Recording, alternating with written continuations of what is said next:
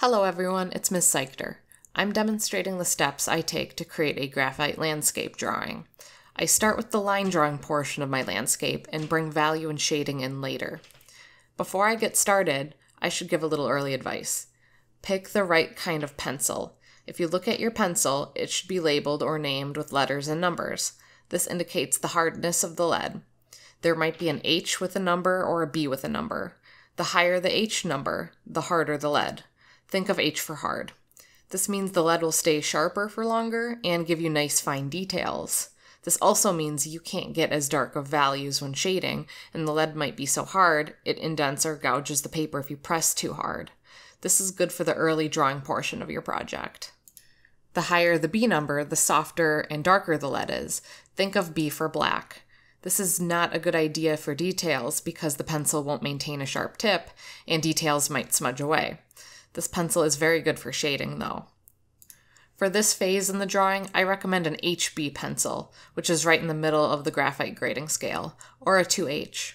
Another bit of advice is to draw lightly in case you make mistakes or don't like the placement of an object and need to erase. Now onto my drawing.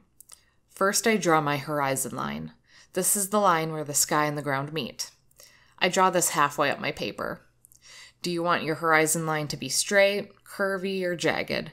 Usually in a realistic landscape, the horizon line is almost entirely flat.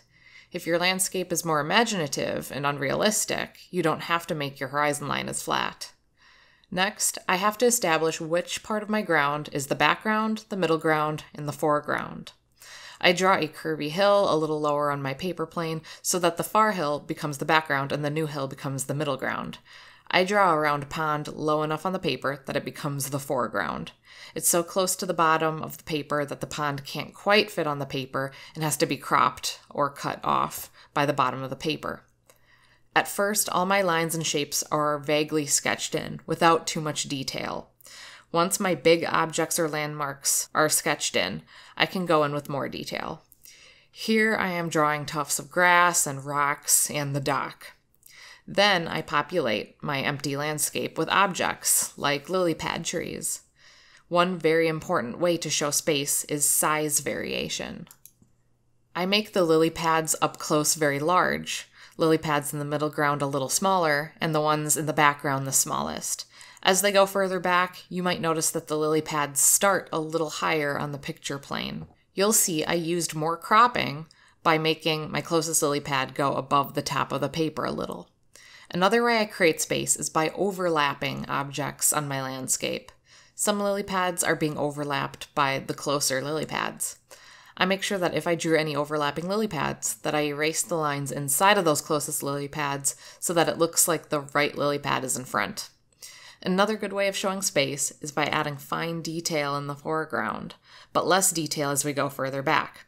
If you look at any landscape outside, you can see the details in the grass up close very clearly, but you can't see the blades of grass all the way back at the horizon line. For my last part of my line drawing, I draw a figure in the foreground to make the landscape more populated and tell more of a story. For this step, I use a photo reference, and you can too. I wasn't quite sure how to naturally draw the pose of my figure sitting on a dock, so I looked one up. Remember, always change 2 or 3 things about your photo reference, otherwise you're plagiarizing from another artist. My photo reference was 2 small boys sitting on a dock. I just drew the pose of one of them, took out more details out of the outfit, and made the figure a girl instead. This way my drawing is much more original. Now I'm ready to add value. Value is the lightness or darkness in a picture. Adding value makes your drawing look more realistic and even 3-dimensional. This is when knowing the difference between pencils is important. Tip number 1. In shading, start shading the furthest back or lighter area first. Shading the lighter areas is important because if you jump right into the darkest value, it's much more likely to smudge over time as you move your hand across that paper and just by handling your drawing. Since I don't need a dark value, I choose a pencil that isn't too soft, such as a 3B. Tip number 2. In order to shade evenly, you must hold your pencil at an angle so that there is less pressure with the very tip of your pencil on that paper. Tip number 3. Remind yourself to slow down your pencil lines as you shade, or you'll shade outside the lines, miss some areas, and just get sloppy. Also, don't shade all at once. Shade in layers. As you add more layers, the darker the areas will be. You want to build up your layers slowly over time. Tip number 4. It's important to know when to use a blending tool, because if you use it wrong, your drawing might get too smudged and almost look dirty. If I need assistance blending away my lines, I sometimes use my finger. You could also use a small ripped off piece of paper. Try to do all the smooth blending you can before resorting to smoothing out those areas with your finger or another tool. Tip number 5. When moving into darker areas to shade, move up to a pencil with softer lead to make the shading easier and help create darker values. Tip number 6. Know that when you shade, you might lose some details from your early line drawing. Be prepared to touch those areas up with maybe an HB pencil as you're going. Tip number 7, and this is an important one. Create as much contrast as possible. Make your dark areas as dark as possible and your light areas as light as possible. You don't want your whole landscape a middle gray tone. This is something that many people who are new to shading get stuck on.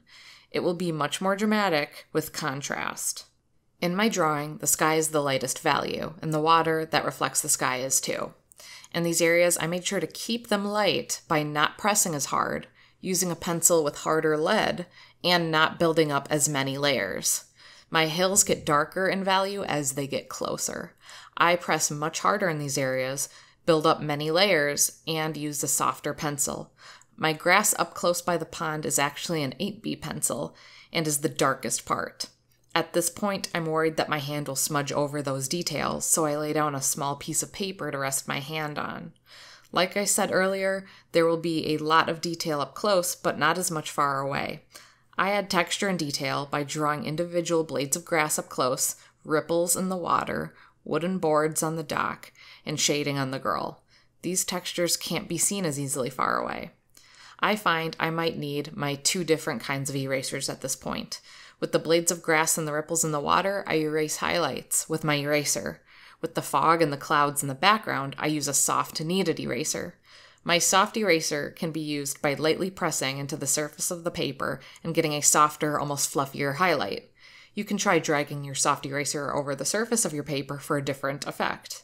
You can even form your eraser into different shapes to erase smaller or larger parts of your drawing. Lastly, I add detail in my lily pads. I make lots of easily seen lines and bumps in the stems that are up close, but lots of little highlights and shadows as well. The lily pads far away don't show those. Again, my lily pads up close are much darker than those that are far away. A final thing to consider is your lighting or light source. Where is the sun shining?